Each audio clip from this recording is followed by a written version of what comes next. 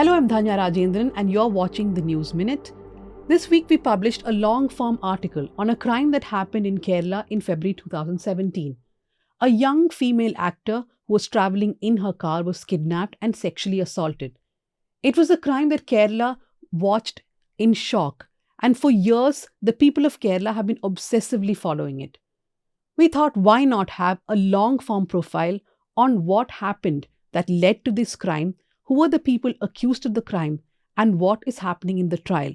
The story was brought to you by journalist Nidhi Suresh, and today I will be in conversation with her. What makes the story very intriguing is that there are a set of villains, there is an actor who was sexually assaulted, there is a superstar who is accused of conspiring and paying these criminals to do this sexual assault, and then there is a Malayalam film industry and the Kerala society and their reactions to this crime. Joining me is Nidhi. Nidhi, my first question to you is this entire case, right? Because Dileep was the man who was accused of the conspiracy. It's been widely covered. Whether there's been a long form or not, the point is people have written in bits and pieces about this case continuously. What made you want to go back to the story and write such a long piece on it? And you've interviewed so many people for this. What made you go back? So I think one of the biggest reasons why I felt like it was a story worth doing was because I am a Malayali, but I'm living in Delhi. And whenever I would have this conversation with people here or anywhere in North India, they had no idea that this had happened, despite what big news it had made in Kerala. And the second part is that I always feel like once an extraordinary act of violence happens and there's a lot of reporting that happens on it, putting it together in a long form piece, the structure itself can tell us a story. I find a lot of value in bits and pieces of reportage being put together and it says something about the case, about the nature of how society has responded to it, and all of the reporting coming together does something.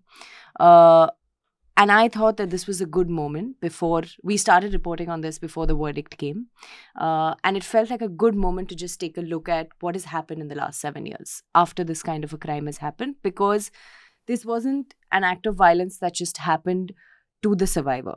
It had its ripple effects on the industry. So in this story, that's what we're looking at. When something like this happens, what does this moment lead us to? In fact, I would go a little further and say that it had ripple effect on Kerala society itself.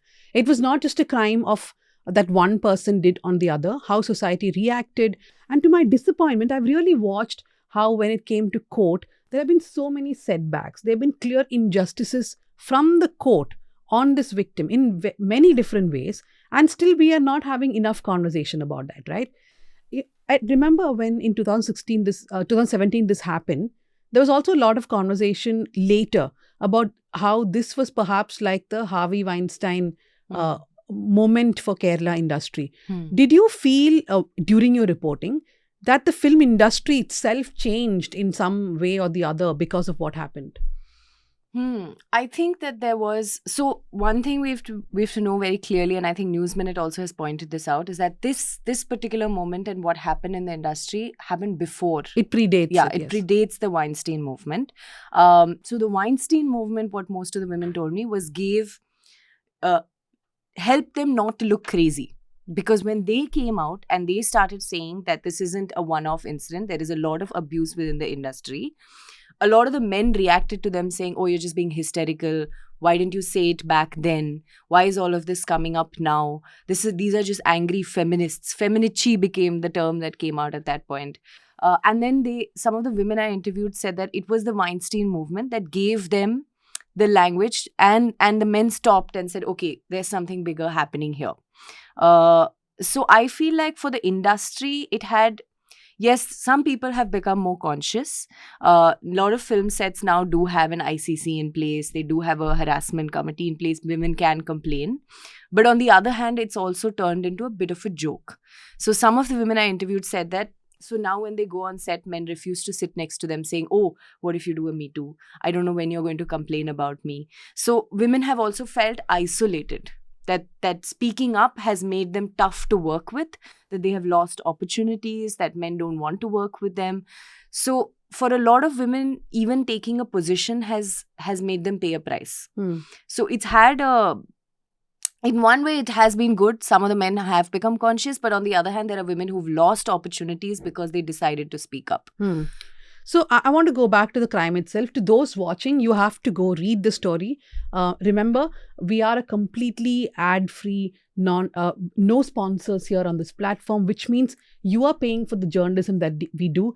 Nidhi, of course, worked on this story for months, and that would not be possible without readers and subscribers actually contributing, becoming subscribers, and also putting money into a reporting fund. So I would say, read the story and ensure that you become a subscriber, because only then we can keep doing this kind of journalism.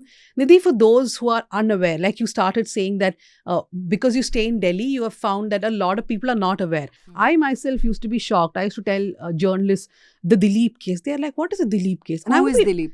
I would be very offended because I have actually put in a lot of years into this story, and I would think that we all live in silos, right? We don't understand what happens just a few kilometers away, the next state, the next country.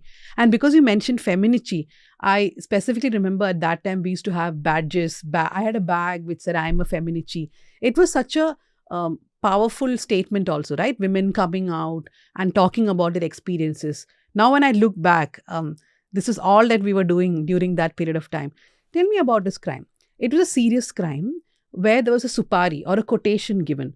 The actor is kidnapped in her own car and then sexually assaulted, and there is a quotation. According to the police, let's remember the trial is not over. According to the police, what was the motive and what led to this crime? So, even in the piece, we talk about how in this particular crime, it wasn't catching the criminals that was the most difficult part, because the 6 men were arrested very quickly after the crime. In fact, some of them surrendered to the police, and then the police had to do the work of piecing together what exactly was the motive and who wanted this done. So when Dileep's name got involved, eventually the story became that there was a certain enmity between Dileep and this particular actress, and that the motive of this crime ultimately was an act of revenge. He wanted to silence her for interfering in his marital life. He was married to an actress, Manju Warrier, with whom he got a divorce after rumors about his affair with another actress, Kavya Madhavan, came about. And the motive of this particular crime was that the actress who was assaulted had interfered in his marital life with Manju Warrier, which eventually led to the divorce. When we say divorce, when we say interfered, what you're meaning is that the actor who was assaulted had actually revealed to Manju Warrier that Dileep was having an affair with Kavya Madhavan, and that becomes the motive of the crime according to the police. According to the police. And then they started piecing together the whole story of how there was so much anger towards this actress that she had lost acting opportunities because Dileep had removed her from multiple movies, and they used to work a lot together. And ultimately, she was isolated in the industry, and then this act of revenge happens where, according to the police, the videos were recorded to sort of threaten her and basically tell her that if you speak about this, we will release these videos. But the videos immediately managed to come into the hands of the court because the person who did it had handed it over to a lawyer who then eventually brought it to court. And the visuals are now are in the custody of the court. But there are so many layers to that. I'll ask 2 or 3 quick questions from what you said. For those who are unaware, these visuals were handed over to the court, yes. But now there is a fear that somebody may have had access to the visual, because there is a forensic report which says that the visuals could have been accessed or perhaps even leaked. Imagine the kind of fear or that the survivor now has to live with every single day, right? Even if the trial goes in her favor and everybody is convicted in this crime, there is still a danger of that visual being out there somewhere. And that I do speak to her at times, and I know that fear is very much within her. Now, also tell me, what did Dileep mean to the Malayalam film industry? Because a lot of people now have discovered Malayalam cinema, especially after the advent of OTT. But they know a different set of actors from Malayalam cinema, not Dileep necessarily. So to a generation of Malayalis, Dileep did matter. What was he for the Malayalam film industry? So Dileep entered the industry when Mammootty and Mohanlal were basically the biggest stars at that point. They were heroes, they were alpha men, they were being the good guys in the cinema. Dileep entered as someone who made people laugh.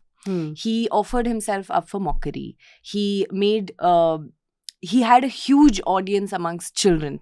among families. His films are telecasted even now, actually, during festivals. Whenever there's a holiday, families sit around to watch Dilip movies because it allows them a moment of comic relief. It helps them forget everything else.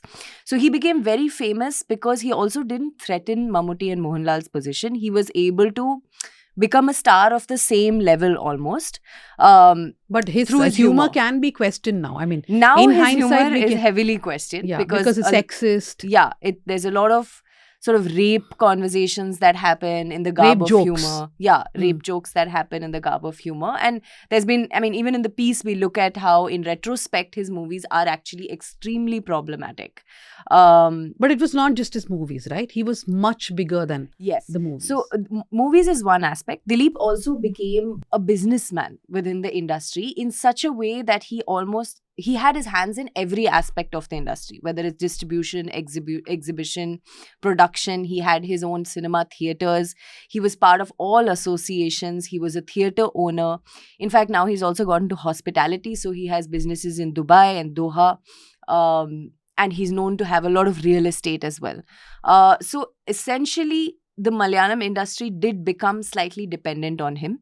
He became the treasurer of the largest Malayalam artists organization. And one moment that everybody goes back to and went back to when I was interviewing was that there was a moment where there were funds that were low in the Artists Association. He managed to shoot and produce a movie called 2020, which had a star ensemble where there was Mammootty, Mohanlal, and the biggest Suresh Gopi. Suresh Gopi, and they all acted for free. I think Mammootty took a token of 1 rupee just symbolically as salary from that particular movie, but all the money that the movie made went back into the Artists Association, and it was redistributed among artists who were struggling financially. They set up a pension fund, and all of this was led by Dilip. He's also known to be very charitable and helps So people in need. it's almost like a Salman Khan story, right? Yes. Whenever Salman Khan is accused of a crime, Yeah. people will say, but he does charity, Yeah. right? So that conversation also comes up a lot in Kerala. Yeah. What was your process as a reporter? You spoke to so many people, Yeah. and there is an entire section which I recommend everybody should read. In fact, this story is divided into chapters. It's like a book, a small book. So in this small book, there's one chapter which deals with his superstitions. Yeah. As a reporter, how did you go around reporting and meeting people and getting these details out? Yeah. So when we started working on this, the idea was to profile Dilip. And we quickly realized that a lot of people within the industry were very hesitant to talk. And he'd become this sort of figure who'd gone to jail, and then everyone wanted to talk about him. And then he'd come out, he'd found his way back into cinema, that nobody wanted to ruffle his feathers because everybody would say it's better not to mess with him. That's what we started hearing when we wanted to profile him. So then I remember having this conversation with you where we said that, okay, then let's look at what does this silence tell us. So we don't give up on the story because nobody wants to talk, but we actually then make the story about why doesn't anyone want to talk about Dilip. So I went to Kerala with that intention to kind of find people to ask, so why are you scared and why don't you want to talk? And then people started saying all these things that are, just there is a certain paranoia and there's a certain air that has been created around him as someone who is deeply superstitious. So we've been hearing stories of his occult practices, that he's into black magic, that he's very particular, that which we don't know. Like people are saying that there's rumor after rumor. It's rumors after rumor, but what this rumor has done is successfully create a certain kind of silence around him, that nobody wants to mess with him.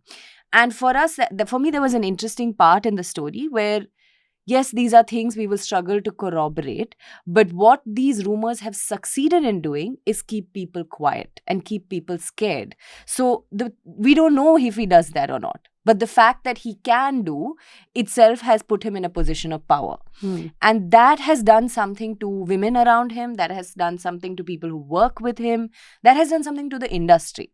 And within the industry, it's become itself. So someone was describing that now there is the pro-Dilip gang and the anti-Dilip gang, and people who support Dilip don't work with people who don't support Dilip, and all these kind of camps that have come about within the industry. And women have actually spoken about, yes, there is a pro and anti-Dilip gang, but it's also somehow become synonymous with either being pro-women or anti-women. this case because of what the movement did. That essentially supporting Dileep means that you don't support the women in the industry who've been speaking up about abuse. And if you support the women in the industry, you're saying that Dileep did this, which is actually not true. So a lot of the women pointed out that when we are saying that we are feminists and we don't want to put up with the abuse, it is not synonymous with Dileep did this. So the case has basically muddled so much of narratives, and it has become, so that was the interesting part in reporting this case, right? Like looking at how this one incident has taken such a personal toll on people in the industry and eventually in the society as well. So when you say movement, when Nidhi says movement, to explain it, immediately after the assault happened, a group of women actors, directors, technicians, they had gone and met the then Chief Minister Pinarayi Vijayan. Of course, he continues to be Chief Minister, but they had then formed an organization called the WCC, or the Women in Cinema Collective. She also spoke about how now in every Malayalam cinema set, there has to be an internal committee, an IC, which looks into sexual harassment. That is only because WCC went to court and said that the POSH Act has to be implemented. It is their big victory. In fact, I always complain to WCC that they don't talk enough about their big victory. But it is their big victory that ICs are there in every Malayalam cinema set now. Whether they function or not, at least there is some symbol of hope, right? I've spoken to a lot of young actors who say that though WCC may have gotten all the flack, they're made fun of a lot, they definitely have contributed to making the Malayalam film industry a bit more safer, a bit more conscious. What did you feel about the movement? So I felt like there is definitely a sense of caution and fear that men have, which I think is great. That if anything, even if they're making fun of the women, they do think twice before saying something or doing something.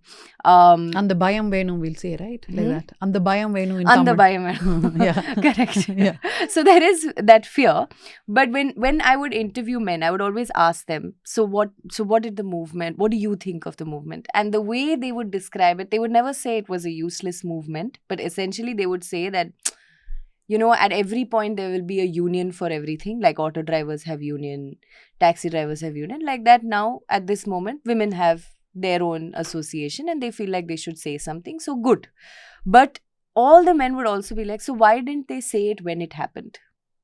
And then there was the other side of jokes that were coming out where they were actually, without realizing, implicating themselves by saying that if I do this small thing and you say me too, then imagine all the things you have to say me too for the things that I have done before. Right? So I do think that there is an awareness, there is fear and there is caution, but that fear and caution is just coming from not wanting to engage. It's essentially leading to men not wanting to engage and then saying, oh, they are angry feminists. There's a very small group of men who, yes, have stood as allies from the beginning of the movement. They have been very clear about, like, for example, one of the people we spoke to, Ashik Abu, has been very clear from the beginning. He has stood with the WCC movement. His films do have a very clear POSH committee. They do have systems in place to address these issues. But it's not the case throughout the industry. You spoke about caution in the film industry, that the Malayalam film industry post Dileep getting booked and the WCC being formed, there is some caution. But in your story, there is a disturbing part about in your article where you have gone to a set where Dileep was working and one of the actors misbehaved with you. So that is also an irony, right? It is his set. And even there, people are not being careful. People are not being cautious. Yeah. So essentially what happened was we went to interview Dileep. We have obviously been working on a story on this man, and it only made sense to have his version of events. So we reached out, we tried to meet him. It was, a lot of people said it's going to be very difficult. He's not going to speak. He's very careful now that he has this case on him. But we managed to somehow be present at a place where he was doing promotions for one of his movies. And there was an actor who had acted in this movie of his who ended up misbehaving with me. It was largely verbal. But I think the reason why we also decided to include this in the story and have it as a section was to basically point out the brazenness. Um, and I left that moment sort of thinking that here's a man who's being conspired of rape. He has hired someone to work with him who already has multiple allegations of sexual misbehavior being levied on him.